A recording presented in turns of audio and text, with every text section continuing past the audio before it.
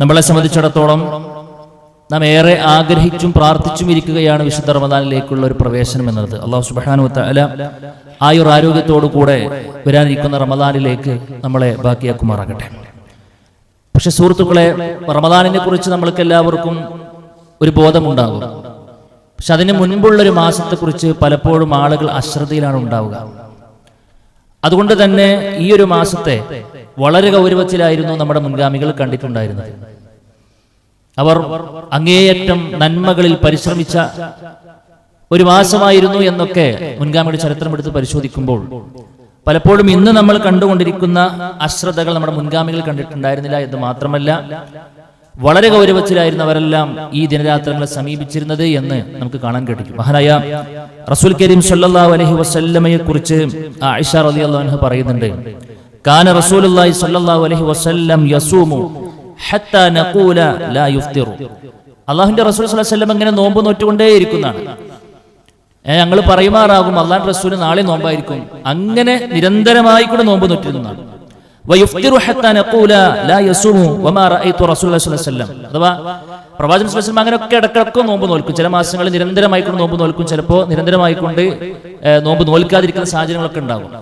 എന്നിട്ട് നമ്മുടെ ഉമ്മ പറയാണ്, വമാ റഅയ്തു റസൂലുള്ളാഹി സ്വല്ലല്ലാഹു അലൈഹി വസല്ലം ഇസ്തക്മല സിയാമ ശഹ്രിൻ ഖത്തു ഇല്ലാ റമളാന. റമളാൻ മാസത്തിലല്ലാതെ പരിപൂർണമായി കൊണ്ട് നോമ്പ് നോറ്റ വേറൊരു മാസം എനിക്കറിയില്ല, ഞാൻ കണ്ടിട്ടില്ല.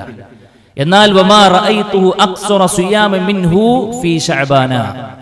എന്നാൽ മറ്റുള്ള മാസം അപേക്ഷിച്ച് നോക്കുമ്പോൾ റമളാൻ മാസം കഴിഞ്ഞാൽ പിന്നെ അല്ലാഹുവിന്റെ റസൂൽ സ്വല്ലല്ലാഹു അലൈഹി വസല്ലം ഏറ്റവും കൂടുതൽ നോമ്പ് നോറ്റ മാസം അത് ശഅബാൻ ആയിരുന്നു എന്ന് ഉറപ്പിച്ച് തറപ്പിച്ച് നമ്മുടെ ഉമ്മ രേഖപ്പെടുത്തുകയാണ്. ഇത് പല സ്വഹാബാക്കളും നോട്ട് ചെയ്യുന്നുണ്ട്. എന്താ അല്ലാഹുവിന്റെ റസൂലേ, നിങ്ങൾ മറ്റൊരു മാസത്തിലും ഇല്ലാത്തൊരു പ്രത്യേകത ശഅബാൻ മാസം വരുമ്പോ ഏതായിരുന്നാലും ഇനി റമളാൻ മാസം വരികയല്ലേ, അവിടെ നമുക്ക് നോമ്പ് നോൽക്കാലോ, എന്താ ഇത്രയേറെ പ്രാധാന്യം ഈ മാസത്തിൽ നിങ്ങൾ നൽകുന്നത് എന്ന് ചോദിക്കുമ്പോൾ റസൂൽ കരീം സ്വല്ലല്ലാഹു അലൈഹി വസല്ലം 2-3 മറുപടികൾ പറയുന്നുണ്ട്. അതാണ് ഇന്നത്തെ ഖുത്ബയിൽ നമ്മൾ നമ്മുടെ മനസ്സിൽ കൊണ്ടടക്കേണ്ടത്. ഒന്നാമത്തെ മറുപടി എന്താണെന്നറിയോ? ഒന്നാമത്തെ മറുപടി അല്ലാഹുവിന്റെ റസൂൽ സ്വല്ലല്ലാഹു അലൈഹി വസല്ലം കൊടുത്തത്, പൊതുവെ ആളുകൾ അശ്രദ്ധയിലാകുന്ന ഒരു മാസം എന്നാണ്. കാരണം എന്താ, റമളാൻ മാസം ശഅബാൻ മാസം എന്ന് പറഞ്ഞാൽ മുൻപ് റജബാണ്. റജബിന് പവിത്രതയുണ്ട് എന്ന നിലക്ക് എന്താക്കും, അതിനൊരു പ്രാധാന്യം കൂടുതൽ കൊടുക്കും. ശേഷം വരാണ് റമളാനാണ്, അതിന്റെ പ്രാധാന്യം പ്രത്യേകം പഠിപ്പിക്കേണ്ട ആവശ്യമില്ല. അപ്പൊ 2 പ്രധാനപ്പെട്ട മാസങ്ങൾക്കിടയിൽ വരുന്നൊരു മാസം എന്ന് പറയുമ്പോൾ പലപ്പോഴും ആളുകൾ അശ്രദ്ധയിലായി പോകുന്ന ഒരു സമയമാണ്. അപ്പൊ ഈ പൊതുവെ ആളുകൾ അശ്രദ്ധയിലാകുന്ന സമയത്തിന് എന്താ പ്രത്യേകത? അതിന് ഇസ്ലാമിൽ വലിയ പ്രത്യേകതയുണ്ട്. പൊതുവെ ആളുകളെല്ലാം അശ്രദ്ധയിലാകുന്ന സമയത്ത് ഒരു വിശ്വാസി പ്രതിഫലം കൊതിച്ചുകൊണ്ട് ചെയ്യുന്ന ഏത് കർമ്മങ്ങൾക്കും ഉന്നതമായ പ്രതിഫലമുണ്ട് എന്നതാണ് ഇസ്ലാമിന്റെ അടിസ്ഥാന തത്വം. നമുക്ക് കാണാൻ കഴിയുമല്ലോ, കൂടുതൽ പ്രതിഫലമുള്ളത് ഏതിനാ? സുന്നത്ത് നമസ്കാരന്റെ കൂട്ടത്തിൽ രാത്രി നമസ്കാരത്തിനാണ്. എന്തേ കാരണം? അത് ചെയ്യാൻ അധികം ആളുകൾക്കും കഴിയില്ല. പൊതുവെ ആളുകൾ സുഖനിദ്രതയിലായി പോകുന്ന സമയമാണ്. ആ സമയത്ത് കൊട്ടിപ്പെട്ട് എണീറ്റ് പിന്നെ അള്ളാഹുവിന്റെ മുമ്പിൽ പോയി നിസ്കരിക്കാന്ന് പറയുമ്പോൾ ആ മനുഷ്യന്റെ ഉള്ളെത്ര വ്യക്തമായിരിക്കും, എത്ര വലിയ പ്രതിഫല മോഹമുണ്ടായിരിക്കും. ആ പ്രതിഫലത്തിന് അല്ലാഹു സുബ്ഹാനഹു വ തആല കയ്യും കണക്കും, ആ പ്രവർത്തനത്തിന് അല്ലാഹു സുബ്ഹാനഹു വ തആല കയ്യും കണക്കും ഇല്ലാതെ പ്രതിഫലം നൽകുന്നതാണ്. അപ്പൊ സുബഹിന്റെ 2 റക്അത്തിന് റസൂൽ കരീം സ്വല്ലല്ലാഹു അലൈഹി വസല്ലം പറഞ്ഞ പ്രതിഫലം എന്താ? റക്അത അൽ ഫജ്ർ ഖൈറും മിനദ് ദുനിയ വമാ ഫീഹാ എന്നാണ്. ഇത് ബാക്കിയൊന്നുമില്ല. ദുഹറിന് മുമ്പ് 4 റക്അത്ത് നിസ്കരിക്കുന്നുണ്ട്, അതിന് ഇത്ര ഇല്ല. അതെന്താ? ഈ സുബഹിന്റെ മുമ്പുള്ള 2 റക്അത്ത് കിട്ടാന്ന് പറഞ്ഞു കഴിഞ്ഞാൽ കുറച്ച് റിസ്ക്കാണ്. അത് കുറച്ച് പ്ലാൻ ചെയ്യാതെ കിട്ടൂല. സുബഹിന്നെ പലപ്പോഴും റക്അത്ത് നഷ്ടപ്പെടുന്നവരും അല്ലെങ്കിൽ നിസ്കാരം നഷ്ടപ്പെടുന്ന ആളുകളുമാണ് ഉള്ളത്. അതുകൊണ്ട് ആളുകൾ പൊതുവെ അശ്രദ്ധയിലായി പോകുന്ന സമയത്ത് നിർവഹിക്കുന്ന പ്രവർത്തനങ്ങൾക്ക് ഉന്നതമായ പ്രതിഫലമുണ്ട്. സുബഹിന്റെ കാര്യം മാത്രമല്ല, അസ്ർ നിസ്കാരത്തിനെ കുറിച്ചും പറഞ്ഞു. മൻ സല്ലൽ ബർദൈനി ദഖല ജന്ന എന്ന് പറഞ്ഞു. തണുപ്പുള്ള 2 നിസ്കാരം, ഏതാ? ഒന്ന് സുബഹിയാണ്, ഒന്ന് പിന്നെ അസ്റാണ്. ഇത് തണുപ്പുള്ള നിസ്കാരം എന്ന് പറയാനുള്ള കാരണം 2ന്റെയും മുമ്പിൽ ഒരു ഉറക്കം വരുന്ന സമയമാണ്. അപ്പൊ ഉറക്കത്തിന്റെ സുഖത്തിലേക്ക് പോയിട്ട് പിന്നെ അസ്രസ്കാരത്തിലേക്ക് ഉണരാന്ന് പറഞ്ഞു കഴിഞ്ഞാല് അത് കുറച്ച് പ്രതിഫലം ഉള്ളിൽ കടന്ന് കളിക്കുന്നവനിക്കേ അതിന്ന് കൊട്ടിപ്പറ്റി അണിയിച്ച് പോരാൻ കഴിയുള്ളൂ എന്നുള്ളതാണ്. അപ്പൊ ഇത് ഇസ്ലാമിന്റെ വല്ലാത്തൊരു തത്വമാണ് സുഹൃത്തുക്കളെ. വളരെ വ്യാപകമായ ഫിത്നകൾ നടന്നുകൊണ്ടിരിക്കുക, കുഴപ്പങ്ങൾ നടന്നുകൊണ്ടിരിക്കാന്ന് കുട്ടിക്കും. അൽ ഇബാദത്തു ഫിൽ ഹർജി കഹിജ്റതി ഇലയ്യ, മുസ്ലിം ഉദ്ധരിച്ച ഹദീസാണ്. എന്താ? നാട്ടിൽ മുഴുവനും കുഴപ്പങ്ങളാണ്, പ്രശ്നങ്ങളാണ്. പക്ഷെ ആ കുഴപ്പങ്ങളും പ്രശ്നങ്ങളൊക്കെ ഉണ്ടായിരിക്കുന്ന സമയത്തും അവൻ നിർബന്ധമായി മൈച്ചിമായി ചെയ്യേണ്ട ഇബാദത്തുകൾ കൃത്യമായി കൂടെ നിർവഹിക്കുന്ന ഒരാൾക്കുള്ള പ്രതിഫലം എത്രയെന്നറിയോ? അള്ളാന്റെ റസൂലിന്റെ കൂടെ ഹിജറ പോയവന്റെ കൂലിയാണെന്ന് റസൂൽ കരീം സ്വല്ലല്ലാഹു അലൈഹി വസല്ലം പറഞ്ഞിട്ടുണ്ടെങ്കിൽ ഈ മാസത്തിന്റെ പൊതുവെയുള്ള പ്രത്യേകത അള്ളാഹുവിന്റെ റസൂൽ സ്വല്ലല്ലാഹു അലൈഹി വസല്ലം പറഞ്ഞത് യഗ്ഫലുന്നാസ്, ജനങ്ങൾ പൊതുവെ അശ്രദ്ധയിലാവുന്നതാണ്. റമദാനിലേക്കുള്ള മുന്നൊരുക്കം എന്ന നിലക്ക് ബാക്കിയുള്ള കാര്യങ്ങൾ ഏർപ്പാടാക്കുന്ന വിഷയത്തിലും വീട് വൃത്തിയാക്കുന്ന വിഷയത്തിലും പിന്നെ സ്റ്റോർ റൂമിലേക്കുള്ള കാര്യങ്ങൾ ശേഖരിക്കുന്ന വിഷയത്തിലൊക്കെ ആയിരിക്കും ആളുകൾക്ക് കമ്പം. അതൊക്കെ വേണ്ട എന്നല്ല പറഞ്ഞു. പക്ഷെ അതിനേക്കാൾ വലിയ ശ്രദ്ധ ആത്മീയപരമായി കൊണ്ട് ഉണ്ടാക്കിയെടുക്കാൻ നമുക്ക് കഴിയണമെന്നാണ് റസൂൽ കരീം സ്വല്ലല്ലാഹു അലൈഹി വസല്ലം പറയുന്നത്. അതുകൊണ്ട് പ്രിയപ്പെട്ടവരെ, ഈ ദിവസങ്ങളിൽ നമ്മളെ കൊണ്ട് കഴിയാവുന്ന പരമാവധി നന്മകൾ നമ്മൾ ചെയ്യണം എന്നുള്ള തന്നെയാണ് സൂചിപ്പിക്കൽ. രണ്ടാമത്തെ കാരണം എന്നറിയാം, എന്തിനാണ് അള്ളാഹുവിന്റെ റസൂൽ സ്വല്ലല്ലാഹു അലൈഹി വസല്ലം ഈ മാസത്തെ ഏറ്റവും നന്നായിക്കൊണ്ട് കർമ്മവീതിയിൽ ഓടി നടന്നത് എന്ന് ചോദിക്കുമ്പോൾ രണ്ടാമത്തെ കാരണമായിക്കൊണ്ട് നമുക്ക് കാണാൻ കഴിയും. ശഅബാനുൻ ബൈന റജബിൻ വശഹരി റമളാൻ തഗ്ഫലു നാസു അൻഹു തുർഫഹു ഫീഹി അഅമാലുൽ ഇബാദ്. രണ്ടാമത്തെ കാരണം അതാണ്. അല്ലാഹു സുബ്ഹാനഹു വ തആല അടിമകളുടെ ഒരു വർഷത്തെ മുഴുവൻ കർമ്മങ്ങളും പരിശോധനയ്ക്ക് വിധേയമാക്കുന്ന മാസമാണത്രേ ഈ ശഅബാൻ മാസം എന്നാണ്. അതുകൊണ്ട് അമലുകളുടെ കൂട്ടത്തിൽ അള്ളാഹ്ക്ക് ഏറ്റവും ഇഷ്ടപ്പെട്ട കർമ്മമാണ് എന്ത്? നോമ്പ് എന്നുള്ളത്. അസ്യാം ലാ ഇദല എന്നാണ്. നോമ്പിന് പകരം വെക്കാൻ മറ്റൊരു കർമ്മമില്ല എന്നാണ് റസൂൽ കരീം സ്വല്ലല്ലാഹു അലൈഹി വസല്ലം. ഇഖ്ലാസിന്റെ പര്യായമാണ് യഥാർത്ഥത്തിൽ നോമ്പ്. ശരിയാവണ്ണം ഒരാൾ നോമ്പ് നോൽക്കുന്നുണ്ടോ അത് ഇഖ്ലാസില്ലാതെ കഴിയില്ല. പ്രത്യേകിച്ച് സുന്നത്ത് നോമ്പ്. മറ്റേതൊരു ഒഴുക്കിൽ ഇങ്ങനെ പോകും. സുന്നത്ത് നോമ്പ് ഒരാൾ എടുക്കണ്ടെങ്കിൽ സുഹൃത്തുക്കളെ അദ്ദേഹത്തിന്റെ ഇഖ്ലാസ് തന്നെയാണ്. അതുകൊണ്ട് ആരും നിർബന്ധിക്കാതെ നോമ്പ് അള്ളാഹുവിന്റെ കർമ്മങ്ങൾ എന്തൊക്കെയാണ് അവൻ ചെയ്തെന്ന് നോക്കട്ടെ എന്ന് പരിശോധനയ്ക്ക് വിധേയമാക്കുമ്പോൾ ആ പരിശോധനകൾക്കിടയിൽ എന്റെ അടിമ ഇതാ ഈ സമയത്ത് നോമ്പുകാരനാണെന്ന് അറിയുമ്പോൾ അതുവഴി എനിക്ക് എന്റെ റബ്ബിനെ തൃപ്തിപ്പെടുത്താൻ കഴിയുമല്ലോ എന്നാണ്. അതുവഴി എന്റെ റബ്ബിന്റെ ഇഷ്ടം എനിക്ക് നേടിയെടുക്കാൻ കഴിയല്ലോ എന്നാണ്. അതുകൊണ്ട് സഹോദരങ്ങളെ, റസൂൽ കരീം സ്വല്ലല്ലാഹു അലൈഹി വസല്ലം പറഞ്ഞ രണ്ടാമത്തെ കാരണം നമ്മുടെ മനസ്സിൽ ഉണ്ടായിക്കോട്ടെ, ഈ സമയങ്ങളിലാണ് നമ്മുടെ ഒരു വർഷത്തെ കർമ്മങ്ങൾ പരിശോധനയ്ക്ക് വിധേയമാകുന്നത്. കാരണം എന്താ? ഇനി വരാൻ പോകുന്ന റമദാൻ എന്താ സംഭവിക്കുക? റമദാനിലാണ് ലൈലത്തുൽ ഖദ്ർ നടക്കുന്നത്. ലൈലത്തുൽ ഖദ്റിൽ ഒരു അപ്ഡേഷൻ നടക്കുന്നുണ്ട്. എന്താ? അടുത്തൊരു വർഷത്തെ കാര്യങ്ങളെല്ലാം മലക്കുകൾക്ക് ലൗഹുൽ മഹ്ഫൂദിൽ നിന്നും രേഖ അല്ലാഹു സുബ്ഹാനഹു വ തആല നമ്മുടെ വിഷയത്തിലെല്ലാം കൊടുക്കുന്നതാണ് ലൈലത്തുൽ ഖദ്റിന് സംഭവിക്കുക. അവിടെ ഒരു അപ്ഡേഷൻ നടക്കുന്നുണ്ട്. അത് അടുത്തൊരു കൊല്ലത്തെ കാര്യങ്ങളാണ്. ആ ഒരു കൊല്ലം പൂർത്തിയാക്കാൻ ഞാൻ ആരുണ്ടാവും അല്ലാഹു അലം. ഈ കിട്ടിയൊരു കൊല്ലത്തെ മുഴുവൻ എന്ത് ചെയ്തു? അടുത്ത ലൈലത്തുൽ ഖദ്റിന് അവിടുന്ന് എന്താണ്? പുതിയ ചീട്ടെടുക്കുകയാണ്. പുതിയ ഒരു പേജിലേക്ക് നമ്മൾ മാറുകയാണ്.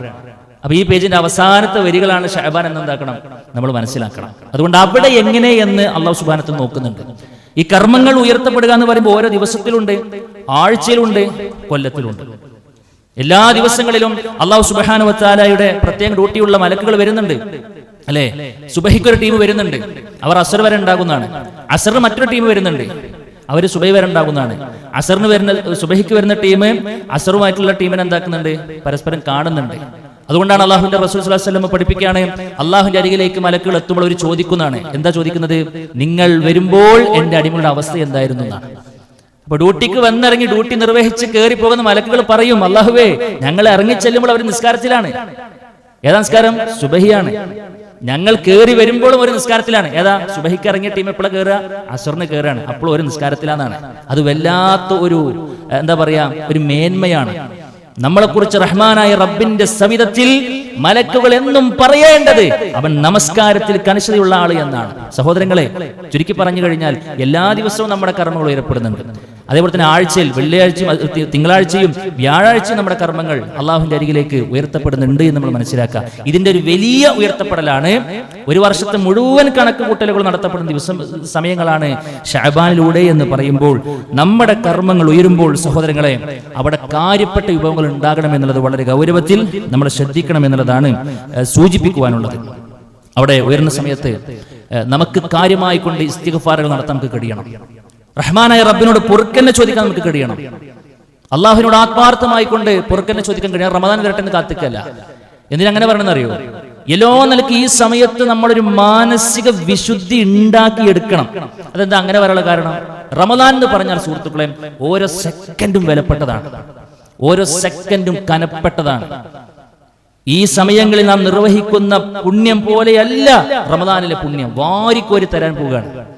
പക്ഷെ അത്ര വലിയ ഒരു സാഹചര്യം നമുക്ക് കിട്ടിയാലും സുഹൃത്തുക്കളെ മനസ്സ് പാകപ്പെടാത്തവനിക്ക് അതിനുള്ള അമലുകൾക്കുള്ള തൗഫീക്ക് ഉണ്ടാവില്ല. അതുകൊണ്ടാണ് ഈ മുൻഗാമികൾ ഇങ്ങനെ പെടാപാട് പെട്ടത്. ഒരു ട്രെയിനിങ് ആയിട്ട് അവർ ഈ മാസത്തെ കണ്ടത്. ഒരു ട്രെയിനിങ് ആയിട്ടാണ് കണ്ടത്. ഏത് കാര്യങ്ങളും അങ്ങനെയല്ലേ, ഒരു പരിശീലനം നേടിയിട്ട് ഒരു മത്സരത്തിൽ പങ്കെടുക്കുന്നതും ഒരു പരിശീലനവും ഇല്ലാതെ നമ്മളൊരു കളത്തിലേക്ക് രണ്ട് വ്യത്യാസമല്ലേ.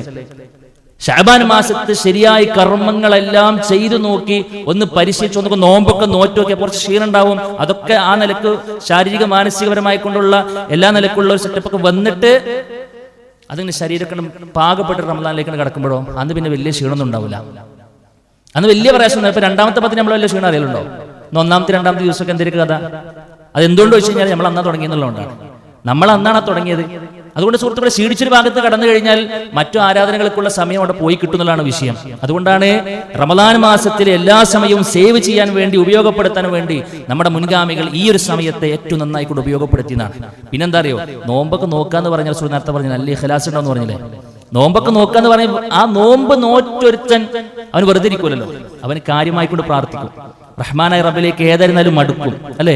ഭക്ഷണം ഒഴിയുമ്പോൾ അവന്റെ മനസ്സിൽ റഹ്മാനായ റബ്ബിനെ കുറിച്ച് ചിന്ത വന്നിരിക്കും. ഒരു നോമ്പ് അങ്ങനെയാണ്. അസ്വിയാമു ജുന്ന, അവൻ പൈശാചികപരമായിക്കൊണ്ട് എല്ലാവിധ പ്രയാസത്തിൽ നിന്നും അവൻ ഒഴിവായിരിക്കും. അങ്ങനെ നിൽക്കുന്ന സമയത്ത് അവന്റെ കൈകൾ ഉയരും, അവൻ ആത്മാർത്ഥമായിക്കൊണ്ട് പ്രാർത്ഥിക്കും, പൊറുക്കലിനെ ചോദിക്കും. അവന്റെ പാപങ്ങൾ നീങ്ങുമ്പോൾ നന്മകൾക്കുള്ള തൗഫീക്ക് റഹ്മാനായ റബ്ബ് കൊടുക്കും. നന്മകൾക്കുള്ള അവസരം കിട്ടിയിട്ടും നന്മകൾ പെരുപ്പിക്കാൻ കഴിയാത്തത് എന്തുകൊണ്ടാണെന്നറിയോ സുഹൃത്തുക്കളെ? എന്തുകൊണ്ടാണെന്നറിയോ? ഒരുപാട് ആളുകൾ എത്ര കാലമായി റമദാൻ വീണ് കിട്ടിയിട്ട് ഒരുപാട് റമദാനുകൾ കഴിഞ്ഞു പോയി, പക്ഷെ വലിയ മാറ്റൊന്നുമില്ല. എന്തുകൊണ്ടാണെന്നറിയോ? പാപങ്ങൾ ജീവിതത്തിൽ ഉണ്ടായത് കൊണ്ടാണ്. പാപക്കറകൾ ഉണ്ടോ, നന്മകൾക്കുള്ള തൗഫീഖ് റഹ്മാനായ റബ്ബ് തരൂല. എത്ര വലിയ അവസരം കിട്ടിയിട്ടും കാര്യം ഉണ്ടാവില്ല. അതുകൊണ്ട് പ്രിയപ്പെട്ടവരെ, നമ്മൾ ആത്മാർത്ഥമായി കൊണ്ട് ഒരുങ്ങണം എന്നതാണ് സൂചിപ്പിക്കാനുള്ളത്. റമദാനിന് മുമ്പ് പാപങ്ങളിൽ നിന്നും മനസ്സിനെ ശുദ്ധപ്പെടുത്താൻ നമുക്ക് കഴിയണം. ഒന്ന് ചെയ്യേണ്ടത് അതാണ്, എല്ലാ പാപങ്ങളും ഏറ്റുപറയുക. അപ്പൊ സ്വാഭാവികമായിട്ടും മനസ്സെന്താകും, നന്മകൾ ചെയ്യാനുള്ള തൗഫീഖ് കിട്ടും. രണ്ടാമത്തെ കാര്യം, നന്മകൾ ചെയ്യാനുള്ള പാകപ്പെട്ട മനസ്സ് ഉണ്ടാക്കിയെടുക്കുക എന്നുള്ളതന്നെയാണ്. നന്മകൾ ചെയ്യാനുള്ള പാകപ്പെട്ട മനസ്സ്. നോമ്പൊക്കെ നോറ്റ് ആ നോമ്പ് നോൽക്ക ട്രെയിനിങ് നമുക്ക് കിട്ടിയിരിക്കണം. കുറച്ചധികം ഖുർആൻ പാരായണം ചെയ്യാൻ നമുക്ക് കഴിയണം അല്ലേ. നമ്മൾ വലിയ ഖുർആൻ എന്താ പറയുക, റമദാന് മുമ്പുള്ള ക്ലാസ്സുകളൊക്കെ നമ്മളിങ്ങനെ തീരുമാനിക്കും, ഇൻഷാ അല്ലാഹ് റമദാന്റെ ഒന്നാമത്തെ ദിവസം ഞാൻ എത്ര ഓതും, ഒരു ജുസ് ഓതും, 20 പേജ് ഓതും ഒക്കെ വിചാരിക്കും. ഇപ്പോഴോ ഈ സമയത്ത് ഒരു പേജ് പോലും ഓതാത്ത ഒരാൾക്ക് എങ്ങനെയാണ് സുഹൃത്തുക്കളെ അത് കഴിയില്ല. അത് കേവലം ആഗ്രഹമായി കൊണ്ട് കിടക്കും. അതിന് മുൻപ് ഒരു കൊല്ലായിട്ട് ഒന്നും തിരിഞ്ഞു നോക്കാത്ത ഒരാൾക്ക് എങ്ങനെയാണ് അതിന്റെ തൗഫീഖ് കിട്ടുക? അത് കിട്ടൂല. അത് കേവലം പ്ലാനിങ്ങളെ കൊണ്ട് മാത്രം നടക്കുന്ന കാര്യമൊന്നുമല്ല. ഇതൊക്കെ അള്ളാന്റെ തൗഫീഖുമ്പോൾ കടന്നു തീരുന്ന സംഗതികളാണ്. അതുകൊണ്ട് നല്ലോണം നമ്മൾ ആലോചിക്കുക. അതുകൊണ്ട് എന്താ അറിയോ, ഇപ്പോൾ തന്നെ നമ്മളിങ്ങനെ ഓതി ഒരു 2 പേജ് ഓതുന്ന സമയത്ത് ഒരു അവസ്ഥയ്ക്ക് ഒരു പക്ഷെ നമുക്ക് ഇപ്പോൾ ഉള്ളതെങ്കിൽ ഈ ഷഅബാന്റെ കൂടെ അതിന്റെ ഗ്രാഫ് ഉയർത്താൻ നമുക്ക് കഴിയണം. 2 എന്നുള്ളത് 4ലേക്കും, 4 എന്നുള്ളത് 5ലേക്കും 10ലേക്കും കൊണ്ട് വരണം. അപ്പോഴേ റമദാൻ ആകുമ്പോൾ 20ലേക്ക് എത്തുള്ളൂ. അങ്ങനെയാണെങ്കിൽ ഒരു തവണയെങ്കിലും ഖത്തം തീർക്കാനുള്ള തൗഫീഖ് നമുക്ക് പഠിച്ചു തരുള്ളൂ. നമ്മുടെ മുൻഗാമികൾ ഒന്നും തീർത്തോരല്ല, 60 ഖത്തം തീർത്തോരൊക്കെയാണ്, 30 ഖത്തം 10 ഖത്തം ഒക്കെ തീർത്തോരാ. അതിൽ 3-1 ഒരു 2 തീർക്കണമെങ്കിൽ, 1 തീർക്കണമെങ്കിൽ സുഹൃത്തുക്കളെ 20 പേജ് ഓതണ്ടേ. ഇപ്പത്തെ നമ്മുടെ ഖുർആനുമായിട്ടുള്ള ബന്ധം വെച്ചുകൊണ്ട് അതിങ്ങനെ തീർക്കാനുള്ള തൗഫീഖ് കിട്ടുമോ നമ്മൾ നല്ലോണം ആലോചിക്കണം. അതുകൊണ്ട് എന്താ അറിയോ, നമ്മൾ റമദാൻ വന്നാൽ എന്തൊക്കെ കാര്യങ്ങൾ ചെയ്യണമെന്ന് നമ്മൾ ആത്മാർത്ഥമായിക്കൊണ്ട് പ്ലാൻ ചെയ്യുന്നുണ്ട്. അതൊക്കെ ഒന്ന് പരിശീലിച്ച് നോക്കേണ്ട സമയമാണ് ഇതെന്നാണ് പറഞ്ഞതിന്റെ ചുരുക്കം. ആ പരിശീലനത്തിന് ബാക്കിയുള്ള മാസത്തേക്കാൾ ഏറെ പ്രതിഫലമുണ്ട്. കാരണം എന്താ, ഈ സമയം എന്ന് പറഞ്ഞാൽ ആളുകൾ പൊതുവെ അശ്രദ്ധയിലായി നിൽക്കുന്ന സമയമാണ്. ആ അശ്രദ്ധയിലായിരിക്കുന്ന സമയത്ത് നമ്മൾ ചെയ്യുന്ന കർമ്മങ്ങൾക്ക് ഉന്നതമായ പ്രതിഫലമുണ്ട്. അതുകൊണ്ട് പ്രിയപ്പെട്ടവരെ, മഹാരഥന്മാരായ മുൻഗാമികൾ സാധാരണഗതിയിൽ പറയുന്ന ഒരു വല്ലാത്തൊരു വാക്കുണ്ട്. എന്താ അറിയോ, അത് അവർ പറയാണ്, ഷഹ്റു റജബിൻ ഷഹ്റു സറഅ.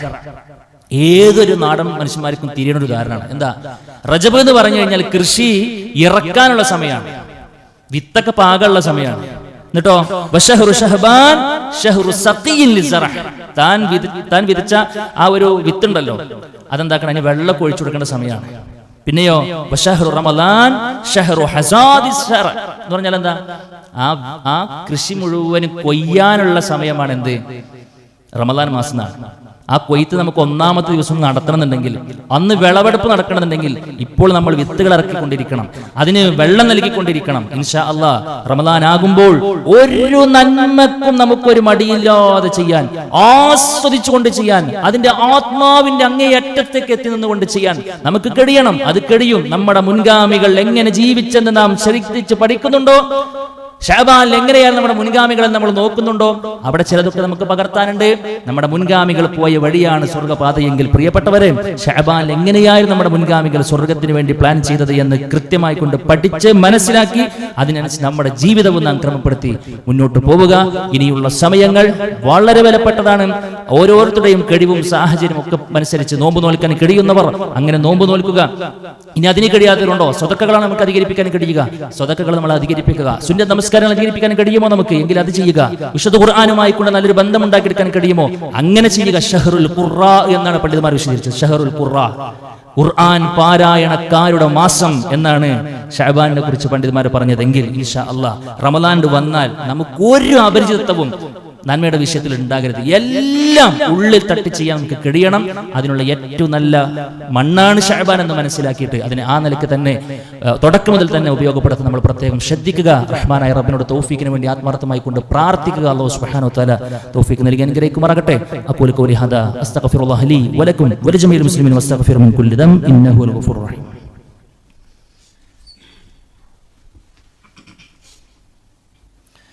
അൽഹംദുലില്ലാഹി വഹ്ദഹു വസ്സലാത്തു വസ്സലാമു അലാ മൻ ലാ നബിയ ബഅദ. അല്ലാഹു സുബ്ഹാനഹു വ തആലയുടെ വിധികളും വിലക്കുകളും മാനിച്ചുകൊണ്ട് ജീവിക്കണമെന്ന് വീണ്ടും ഓർമ്മപ്പെടുത്തുന്നു. സുഹൃത്തുക്കളെ, ശഅബാൻ മാസത്തിന്റെ മറ്റൊരു പ്രത്യേകതയാണ് അല്ലാഹു സുബ്ഹാനഹു വ തആല എല്ലാ ആളുകൾക്കും പുറത്തു കൊടുക്കുന്ന ഒരു സമയം വരാണ്ടെന്നാണ്.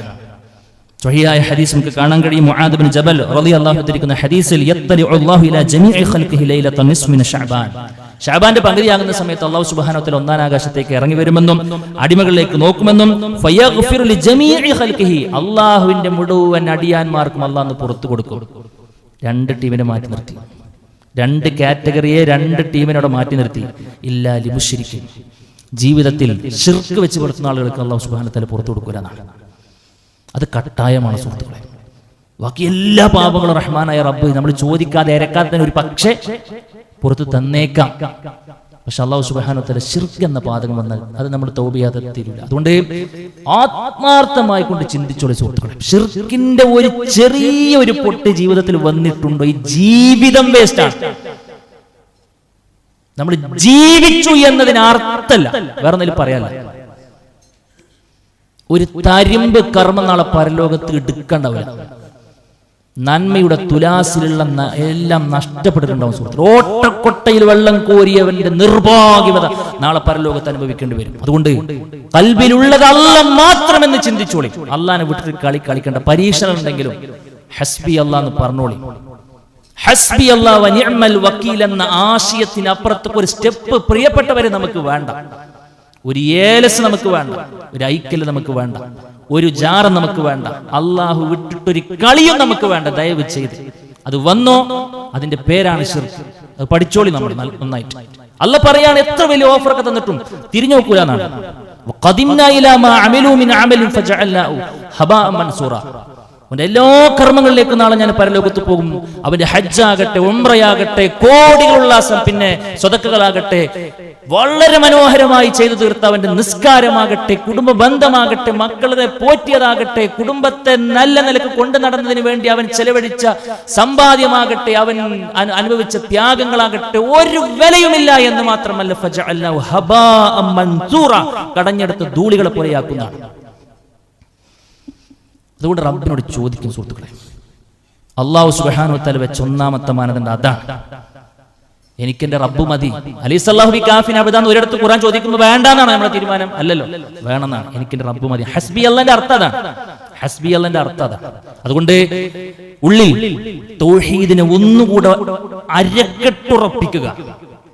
ശഅബാൻ മാസത്തെ നമ്മൾ നോക്കിക്കാണുമ്പോൾ നമ്മുടെ മനസ്സിൽ പതിയട്ടെ, തൗഹീദിൽ ഞാൻ ഓക്കെയാണോ, എന്റെ റബ്ബിന് കൊടുക്കേണ്ട ഒന്നാമത്തെ പിന്നെ കടമയിൽ ഞാൻ പൂർത്തീകരിച്ചിട്ടുണ്ടോ? പഠിച്ചോളി സുഹൃത്തുക്കളെ. വിശ്വാസത്തെ അതൊന്നും പിന്നെ ഇങ്ങനെ ഒരു മൈൻഡാക്കാതെ വിടണ്ട, വളരെ ഗൗരവത്തിൽ സമീപിക്കേണ്ട വിഷയമാണ്.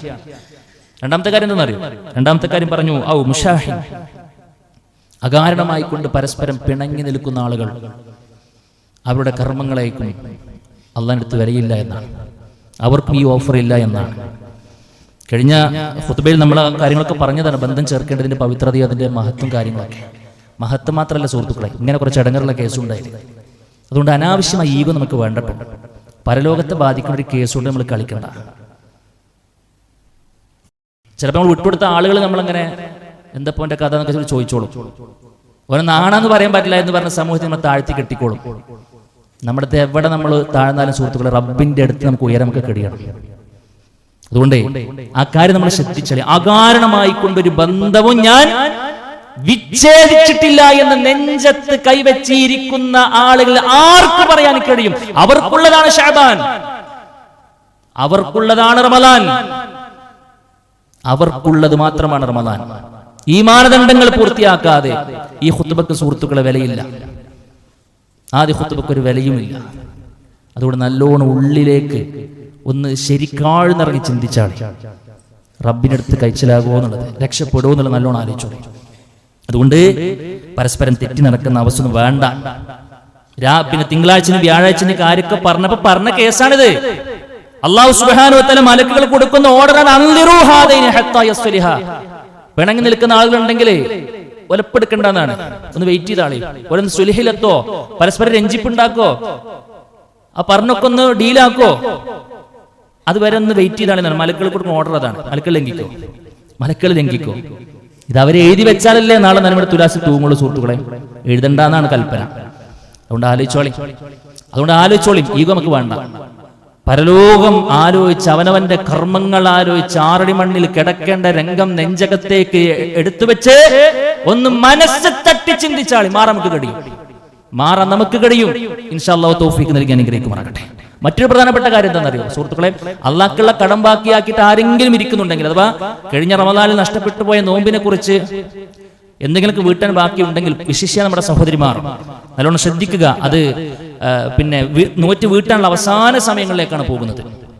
ആ ഒരു കാര്യത്തിൽ കൂടെ ശ്രദ്ധ ഉണ്ടാകണം. സമയം കിട്ടിയിട്ടും സന്ദർഭം കിട്ടിയിട്ടും സാഹചര്യം കിട്ടിയിട്ടും ആരോഗ്യം കിട്ടിയിട്ടും നഷ്ടബോധപൂർവ്വം അതും പിന്നെയാകാമെന്ന് പറഞ്ഞ് മാറ്റി വെച്ചിട്ടുണ്ടെങ്കിൽ അത് പൂർത്തിയാക്കുന്നതിന് മുമ്പാണ് നമ്മുടെ മരണമെങ്കിൽ സുഹൃത്തുക്കൾ, അള്ളാഹ് റസൂലിന്റെ ഭാഷയിൽ പറയാണ് അത് അള്ളാഹ് കൊടുക്കേണ്ട കടമാണെന്നാണ്.